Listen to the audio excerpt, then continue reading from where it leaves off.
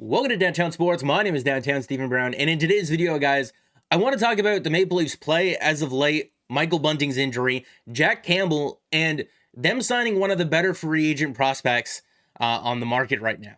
Before we talk about their play, I think it's important to note that they've played 13 games in the last 24 days, including 3 back-to-back scenarios. And I know a lot of people want to huff and puff about the 5-goal lead that they blew to the Florida Panthers earlier this month, but what a lot of people don't point out is that that was their 3rd game in 4 days. And for the game against the Washington Capitals yesterday, it was the same sort of scenario. That was their 3rd game in 4 days.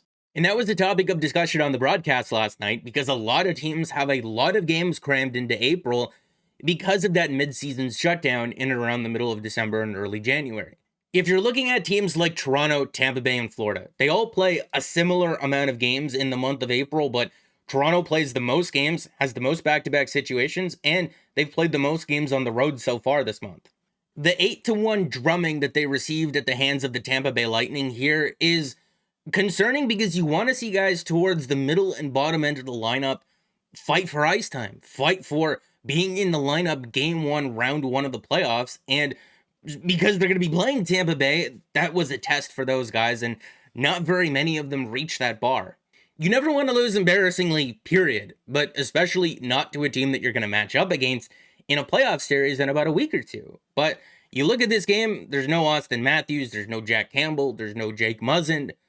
You beat them 6-2 just a couple of weeks ago in their own barn with Austin Matthews and Jack Campbell played fantastic in that game.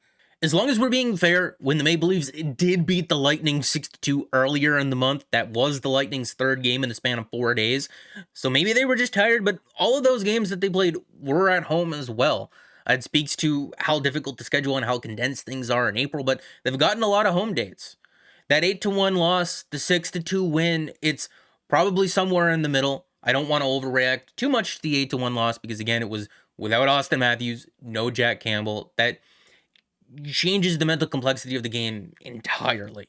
For people who want to point out that the Lightning are on a 6-game win streak and the Leafs are not, I mean, that's not anything that the Leafs hadn't done just a couple of weeks ago. They're 13-3-4 since the trade deadline, and that includes games without Austin Matthews. This was from a couple of weeks ago, so maybe with the 6-game win streak, the Lightning are slightly higher than 500 against playoff teams so far this year. Maybe the Panthers have leapfrogged the Maple Leafs, or that gap is just a little bit closer there, but the Leafs have been good this year against good teams. And if you're looking at their very next game against the Florida Panthers with both Matthews and Campbell in the lineup, this was an awesome hockey game.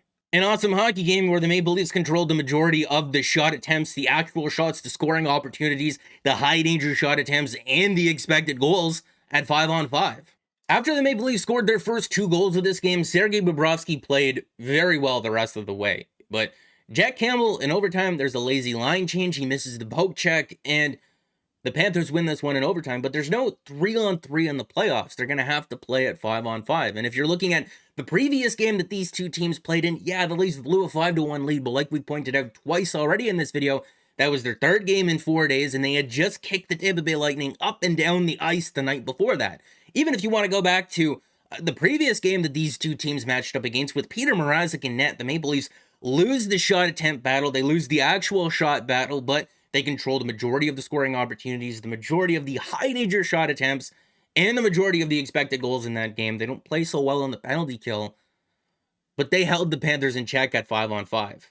But of course, the main story coming out of this game against the Panthers is that Michael Bunting leaves it with a leg or a knee injury. We'll talk about that in a minute, but we got to see Marner Matthews and Nylander play together for an extended period of time, and they completely dominated in the minutes that they played together. That TJ Brody and Justin Holt pairing, though, I'm done. I don't want to see that anymore. Maybe out of necessity if there's an injury, whatever. I think Lyubushkin blocked a shot and left the game yesterday. We'll talk about that as well. But Giordano, Liljegren, Riley, Lyubushkin, I really like that. But just to give the latest on Michael Bunting here, yesterday, David Olter, I believe, tweeted out that he was feeling better than he expected. The initial reaction was that Sheldon Keefe said that he was going to miss some time, but then Darren Dreger this morning tweeted out that he's expected back for the playoffs. Now, that's not He's expected back for game 1, round 1 of the playoffs. Is it game 3, game 4, later towards the end of the first round? We don't know. And they're probably not going to tell us either. I mean, Matthews was out for 3 games with an injury, an undisclosed injury, an injury that he's never dealt with before. So it's not his wrist, it's not his shoulder. They're just not going to tell us. Monday the 25th is an off day for the Leafs, but tomorrow they play the Detroit Red Wings at home, so I imagine we'll get some sort of update tomorrow. Yesterday's game against the Washington Capitals was kind of a weird one because, again, it was their 3rd game in 4 nights. John Tavares was out, but not with an injury, just for load management. And again, that speaks to how many games they've played in April, how many of them have been back-to-back situations, and how many games have been on the road, too. There's been a lot of travel for the Leafs. If you're talking about how they've played, you just have to mention that. They had Nick Abruzzese playing with Matthews and Marner on that top line there. I haven't minded Abruzzese, but I don't think that he's a top 6 forward at this point in his career. I really liked his play away from the puck, but with it, there's still some work to be done. He's a good skater, he's a smart player, but I think they got other options there. That Mikheyev, Kampf, and Blackwell line is sort of interesting to me because if they're looking to form a more offensive third line with Nylander, Kerfoot, Engvall, potentially maybe somebody else there, I do like the combination of Nylander and Kerfoot. It spreads things out, it gives them some more options, and they were a very successful duo for the Maple Leafs in the playoffs last year. Nylander having 8 points and 5 goals, and Kerfoot having 6 points in the 7-game series. Clifford, Spezza, and Simmons, I mean, that game against the Tampa Bay Lightning, because they are going to be playing the Lightning in round 1, Clifford bonking Corey Perry on the head with the stick there, Wayne Simmons' feud with Pat Maroon. It'd be hard to imagine those guys not in the lineup, but I wonder if they tinker with things. When Michael Bunting went down with an injury, a lot of people were very surprised that Nick Robertson didn't get a call and another opportunity to play in their top 6, because ever since being sent back down, he's got 12 goals and 7 assists in 16 games down there. The last stint of games that Robertson played with the Maple Leafs were about a month or so ago, and he started out playing on the 4th line, didn't really get very many opportunities in their top 6, but when he did get a chance to play with guys like John Tavares and William Nylander, defensively, there's definitely some things to improve on, but offensively, he kept up with the play, he made some nice plays with the puck, and he's always going to call for it on his stick. He's a shooter, and he's got an absolute bomb of it, and he is a smaller guy, but he's like sneaky dirty. There was a game against the Red Wings where he dumped a guy into the net behind the play, and then he had a hit along the boards. He's tenacious with it. He's not afraid to go into the corners, and if you can play bigger than what you are, you're going to get people's attention. You're never going to question his work ethic and his compete level. You're always going to get 110% from him, and if you're looking at his time with the Marlies so far this year, he has been injured, but when he is healthy and in the lineup, he's having one of the best individual seasons in the American Hockey League for guys 20 and under over the last 10 years. He's 13th in terms of points per game, and pretty much all of the guys in front of him or behind him on this list are regular NHLers. So when he contributes to this lineup, I'm not sure if it's right now, in the playoffs, next season, but I'm sure his time will come. Again, the Leafs were playing their 3rd game in 4 nights against a rested Capitals team without John Tavares, Timothy Liljegren, Jake Muzzin, Michael Bunting. They didn't play a full 60 minutes, but they pressed when they needed to, and they won that game. They didn't really need a whole ton to beat a playoff team with 100 points this year. I don't know if that speaks more to the Maple Leafs or more to the Capitals. It's going to depend on if you're a glass half full, glass half empty type of person. We'll talk more about the matchup between the Toronto Maple Leafs and the Tampa Bay Lightning in another video, and then even profile the Leafs versus the Panthers if they somehow manage to beat the Lightning. But if I told you at the beginning of the year that the Leafs were going to finish in front of the Tampa Bay Lightning, I don't think a lot of you would have believed me. Especially not if I told you that the Maple Leafs ranked 29th in 5-on-5 save percentage so far this year.